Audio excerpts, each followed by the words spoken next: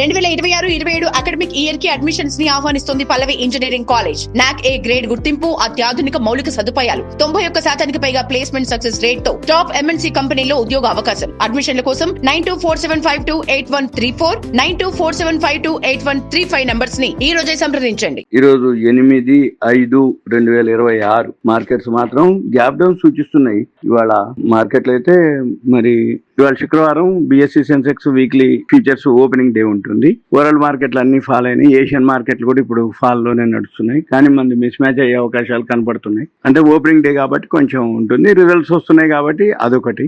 దాని రిజల్ట్స్ వచ్చే కంపెనీలను బట్టి ఆ సెన్సెక్స్ లో ఏవైతే మూవ్ ఉంటుందో అందుకని మిస్ మ్యాచ్ అయ్యే అవకాశాలు ఉన్నాయి. తర్వాత మళ్ళీ మధ్యాహ్నం తర్వాత 12:30కి యూరోపియన్ మార్కెట్లు ఓపెన్ అయిన తర్వాత దాన్ని బట్టి మళ్ళీ మన మార్కెట్లు ఎండింగ్, ఎందుకంటే రేపు ఎల్లుండి సెలవు ఉంటుంది, వీకెండ్ ఫ్రైడే కాబట్టి అది గమనించాలి. ఇకపోతే అది అక్కడ యుద్ధం చర్చలు దగ్గరికి వచ్చినాయని వార్తలు, దాంతో గోల్డ్ ఫ్లాట్ గానే ఉంది, సిల్వర్ ఫ్లాట్ గానే ఉంది, బ్రెంట్ ఆయిల్ కూడా ఫ్లాట్ గానే ఉంది. అవి పెద్దగా ఏం మూమెంట్ లేవు. ఆ చర్చలు ఏమైతే దాని ప్రోగ్రెస్ ని బట్టే మన మార్కెట్లు కానీ వరల్డ్ మార్కెట్లు కానీ గోల్డ్ సిల్వర్ మార్కెట్లు కానీ జరుగుతూ ఉంటుంది. అవి ఏదైతే మామూలుగా ఉన్నాయో అలానే ఉంటాయి, న్యూట్రల్ గానే ఉంటుంది. కన్సాలిడేషన్ అంటారు వీటిని. కన్సాలిడేషన్ అంటే పెరగకుండా తగ్గకుండా అక్కడక్కడే ఉండటం, కొంచెం పెరిగినా తగ్గినా మళ్ళీ అక్కడే ఉండటం అనమాట. ఇకపోతే ఇప్పుడు ఎఫ్ఐఐలు మాత్రం మళ్ళీ అమ్మటం అయితే, కాకపోతే పెద్ద మొత్తాలు కావు, ఓన్లీ చిన్న మొత్తంలోనే వాళ్ళు అమ్మటం జరిగింది. 340.89 కోట్లు మైనస్ లో ఉండటం ఎఫ్ఐలు. డిఐలు కొనడం కూడా జరిగింది చిన్న మొత్తంలోనే 441.07 కోట్లు, పెద్దగా లేదనమాట, న్యూట్రల్ గానే. అందుకనే మన మార్కెట్లో వచ్చేటప్పటికి బిఎస్సి సెన్సెక్స్ కి నిఫ్టీకి కొంచెం మిస్ మ్యాచ్ అవడం జరిగింది. 114 పాయింట్లు బిఎస్సి మైనస్ లో ఉంది, 4.30 పాయింట్లే నిఫ్టీ మైనస్ లో ఉంది. కానీ జనరల్ గా 114 పాయింట్లు మైనస్ అయితే 1/3 అనమాట, అంటే 3 times అనమాట, అంటే 3/4 అంటే సుమారు 35 నుంచి 40 మధ్యలో మైనస్ ఉండాలి మంది. నిఫ్టీ లేదు, ఓన్లీ 4 ఉంది, అక్కడ మిస్ మ్యాచ్ అవటం. తర్వాత బ్యాంక్ నిఫ్టీ మాత్రం కొంచెం పాజిటివ్ లోనే క్లోజ్ అయింది, 66.35.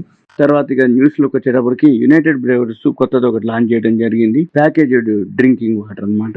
ఆమ్స్టెల్ గ్రండే అని ఒక బ్రాండ్ ని యునైటెడ్ బ్రేవరీస్ వాళ్ళు డ్రింకింగ్ వాటర్ అనమాట. ఇప్పుడు బిస్లరీ టైపు ఏదైతే కిన్లీ మాదిరి ఉంటుందో వాటర్, టాటా కాపర్ మాదిరి అట్లాంటిది ఒకటి డ్రింకింగ్ వాటర్ ఒకటి లాంచ్ చేయడం జరిగింది.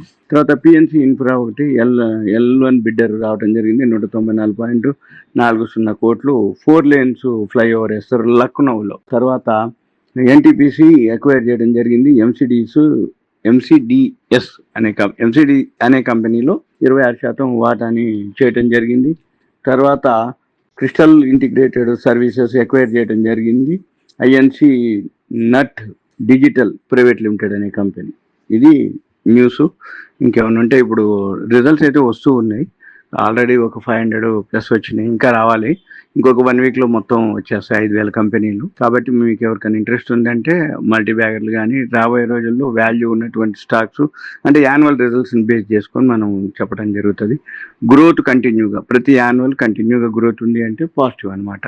అది మీకు ఎక్స్ప్లెయిన్ చేయడం జరుగుతుంది. అయితే దీంట్లో కొన్ని పారామీటర్స్ ఉంటాయి. అంటే ఉదాహరణకి ప్రమోటర్ స్టేక్ ఎక్కువ ఉండాలి, ప్లెడ్జ్ ఉండొద్దు, తర్వాత రిజర్వ్లు ఎక్కువ ఉండాలి, ప్రాఫిట్ కంటిన్యూగా పెరుగుతూ ఉండాలి, మళ్ళీ దీంతో పాటుగా కంపెనీ గ్రోత్ ఉండాలి. అంటే ఆ సెక్టార్కి ఇప్పుడు గవర్నమెంట్ నుంచి బెనిఫిట్స్ కానీ, లేకపోతే ఏదన్నా క్యాబినెట్ అప్రూవల్ కానీ, అటువంటి ఏదైతే బెనిఫిట్స్ ఉంటాయో అవి, అంటే సబ్సిడీ లాంటివి కానీ, లేదు ఎక్స్పోర్ట్స్ లాంటివి కానీ, బిజినెస్ లో గ్రోత్ అంటే ఎఫ్ఎంసీజీ లాంటివి కానీ, ఫార్మా కంపెనీలు కానీ ఎప్పుడూ ఉపయోగపడేటటువంటివి. అంటే మార్కెట్ ఎలా ఉన్నా కానీ అది కంటిన్యూగా గ్రోత్ ఉండేటటువంటి సెక్టార్లు లిస్ట్ ఉంటుంది, మీకు చెప్పడం జరుగుతుంది.